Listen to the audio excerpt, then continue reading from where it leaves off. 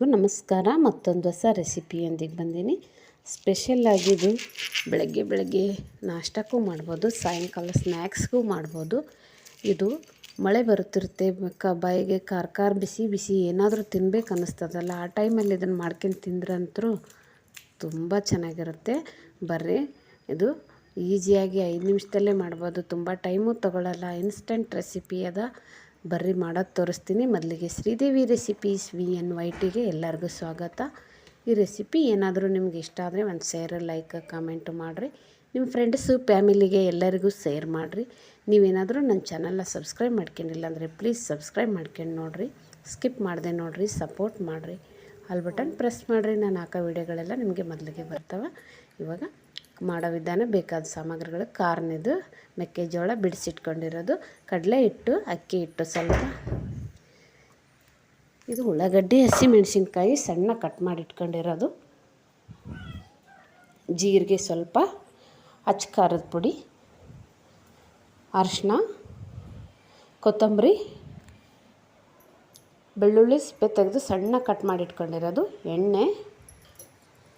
ಇವಾಗ ಮಾಡೋ ವಿಧಾನ: ಇದು ಕಾರ್ನ ತಗೊಂಡು ಇದನ್ನೆಲ್ಲ ಸುಲ್ಕೊಂಡು ಬಿಡೋಣ. ಸುಲಿದು ಈ ಥರ ರೆಡಿ ಮಾಡಿ, ಇದು ಕಟ್ ಮಾಡಿ ಈ ಥರ ಕಾಳು ತೆಗಿಯೋಣ. ನೀವು ಹಾಗೆ ಕಟ್ ಮಾಡಿದರೂ ಕಟ್ ಮಾಡ್ಬೋದು. ಹಸಿ ಕಾರ್ನದ ಇದು ಇಷ್ಟು ರೆಡಿ ಆಯಿತು. ಇದನ್ನು ಮಿಕ್ಸಿಗೆ ಹಾಕ್ಕೊಳ್ಳೋಣ. ಇದು ಒಂದು ಬೌಲಲ್ಲಿ ಸ್ವಲ್ಪ ಅರ್ಧ ತೆಗೆದಿರೋದು ಈ ಕಡೆ ಸಪ್ರೇಟ್ ಎತ್ತಿಟ್ಕೊಳ್ಳೋಣ. ಇದನ್ನು ಪೂರ್ತಿ ಸಣ್ಣ ಮಾಡಬಾರ್ದು, ನಾವು ಔಡ ಅಂತೀವಿ, ನೀವು ತರಿ ಅಂತೀರಲ್ಲ, ಆ ಥರ ಹಾಕಿ ಇಷ್ಟು ರೆಡಿ ಮಾಡಿದರೆ ಸಾಕು. ಒಂದು ಬೌಲ್ ತಗೊಂಡು ಇವಾಗ ಬೌಲ್ಗೆ ಹಾಕ್ಕೊಳ್ಳೋಣ. ಅದು ಮಿಕ್ಸಿ. ಇದಕ್ಕೆ ಅಕ್ಕಿ ಹಿಟ್ಟು, ಸ್ವಲ್ಪ ಕಡಲೆ ಹಿಟ್ಟು, ಉಳ್ಳಾಗಡ್ಡಿ, ಹಸಿಮೆಣಸಿನ್ಕಾಯಿ ಸಣ್ಣ ಕಟ್ ಮಾಡಬೇಕು, ಅಂದರೆ ಟೇಸ್ಟ್ ಚೆನ್ನಾಗಿರುತ್ತೆ.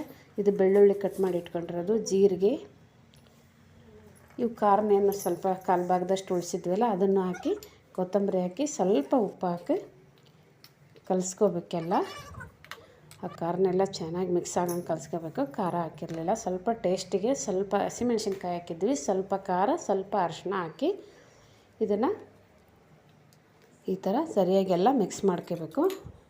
ಇವಾಗ ಮಿಕ್ಸಿ ಜಾರ್ ತೊಳೆದಿರೋದು ನೀರು ಮಾತ್ರ ಹಾಕಿ ಇನ್ನೊಂದು ಟೈಮು ಎಲ್ಲ ಚಲೋ ಬೆರಿಬೇಕದು, ಆ ಥರ ಮಿಕ್ಸ್ ಮಾಡಿ ಇಟ್ಟು ಕಲಸಿ, ಕೈಯಿಂದನೂ ಕಲಿಸ್ಕೋಬೋದು, ಚಮಚೆಯಿಂದನೂ ಕಲಿಸ್ಕೋಬೋದು. ಇಟ್ಬಿಡೋಣ. ಈ ಕಡೆ ಗ್ಯಾಸ್ ಆನ್ ಮಾಡ್ಕೊಂಡು ಎಣ್ಣೆ ಇದು ಪೊಡ್ ಮಾಡಿ ಹಂಚಿಟ್ಟಿದ್ದೀನಿ, ಅದ್ರ ಮೇಲೆ ಎಣ್ಣೆ ಹಚ್ಚಿಬಿಟ್ಟು ನೋಡಿ, ಹಿಟ್ಟು ಈ ಥರ ಇರಬೇಕು. ಇಷ್ಟು ನೀರು ಇರಬಾರ್ದು, ಎಷ್ಟು ಗಟ್ಟಿನೇ ಇರಬೇಕಿದು ನೋಡಿ. ಇಷ್ಟು ಚಮಚದಿಂದ ಒಂದೊಂದೇ ಇಷ್ಟಿಷ್ಟೇ ಒಂದು ಚಮಚದಷ್ಟು ಹಾಕ್ರಿ. ನಿಮ್ಗೆ ದೊಡ್ಡ ಸೈಜ್ ಬೇಕಂದರೆ ದೊಡ್ಡದು ಹಾಕ್ಕೊಳ್ಳಿ. ಈ ಥರ ಪೊಡ್ಗಳು ಹಾಕ್ಕೋಬೋದು. ಇದು ಟೇಸ್ಟ್ ಅಂತೂ ತುಂಬ ಚೆನ್ನಾಗಿ ಬರುತ್ತೆ. ಇವಾಗ ಮೇಲ್ಗಡೆ ಸ್ವಲ್ಪ ಎಣ್ಣೆ ಹಾಕೋಣ. ಈ ಥರ ಎಣ್ಣೆ ಹಾಕ್ಬಿಟ್ಟು ಒಂದು ಪ್ಲೇಟ್ ಮುಚ್ಚಿಬಿಡೋಣ. ಒಂದು 2 ನಿಮಿಷ ಬಿಟ್ಟರೆ ಸಾಕು, ಭಾಳ ಟೈಮ್ ತೊಗೊಳ್ಳಲ್ಲ ಇದೇನು ಮಾಡೋಕ್ಕೆ ಈ ರೆಸಿಪಿ.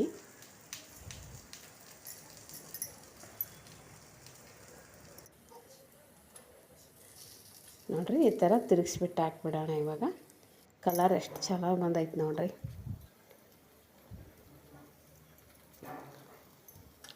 ಈ ಮಳೆ ಬರೋ ಟೈಮಲ್ಲಿ ಇದು ತಿಂತಾಯಿದ್ರೆ ಅಷ್ಟೊಂದು ಚೆನ್ನಾಗಿರುತ್ತೆ. ಹೇಳ್ಬೇಕು ನನಗೆ ಹಿಂಗೆ ಆಫ್ ಮಾಡಿರತ್ತೆ ನೋಡಿರಿ. ಇನ್ನೊಂದು ಬ್ಯಾಚ್ ಹಾಕೋದು ತೋರಿಸ್ತೀನಿ ನೋಡಿ. ನೋಡಿರಿ, ಇಷ್ಟೇ. ಇದಕ್ಕೂ ಸ್ವಲ್ಪ ಎಣ್ಣೆ ಹಾಕಿದ್ದೀನಿ, ಹಂಚಿಗೆ ಎಣ್ಣೆ ಹಾಕಿನೇ ಹಾಕಬೇಕು. ಈ ಥರ ಹಾಕ್ಕೊಂಡು